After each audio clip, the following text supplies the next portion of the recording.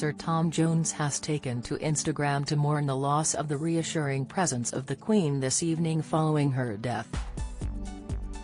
Queen Elizabeth II died aged 96 at Balmoral Castle while surrounded by members of her close family earlier today. In view of his 457,000 followers, the Delilah hitmaker paid his respects to the monarch.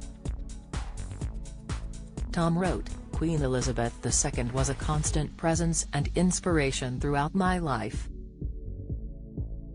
She was a reassuring force in difficult times, her dedication was faultless and her commitment to duty unrivaled.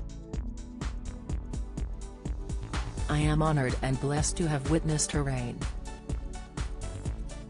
My deepest sympathies to the royal family, and gratefully I said, 'Long live the King,'" he ended his post. Following Sir Tom's message, his followers flocked to leave their own tributes to the royal. Instagram user Amalia Osaria wrote, R.I.P. Queen Elizabeth II. Alicia. Good.75 added, "Well said Sir Tom." Tom met the royal at a charity function in London in 1970. A black and white snap shows the Queen beaming as she greets the Welsh singer with a handshake as he softly bowed his head.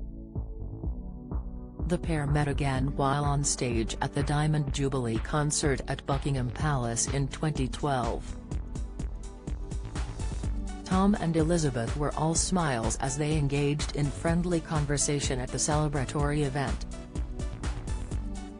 The nation's longest reigning monarch Queen Elizabeth II passed away aged 96 at her private royal residence in the Scottish Highlands, one of her favourite places, surrounded by close family who rushed to be at her side. Charles has become King Charles III, having acceded to the throne immediately on the death of his mother. In a statement at 6:30 p.m., the palace said, "The Queen died peacefully at Balmoral this afternoon.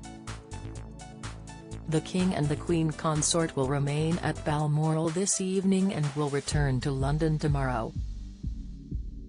The UK will enter a period of national mourning for the Queen, who dedicated her life to royal duty and for most Britons is the only monarch they have ever known."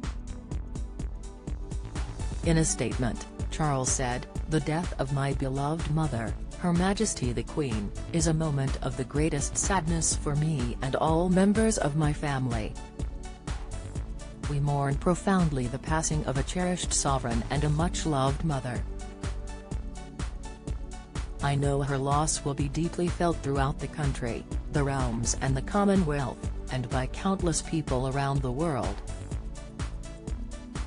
During this period of mourning and change, my family and I will be comforted and sustained by our knowledge of the respect and deep affection in which the Queen was so widely held." The Queen's coffin will lie in State Westminster Hall in the Palace of Westminster to allow the public to pay their last respects, before her funeral is held in Westminster Abbey in around 10 days.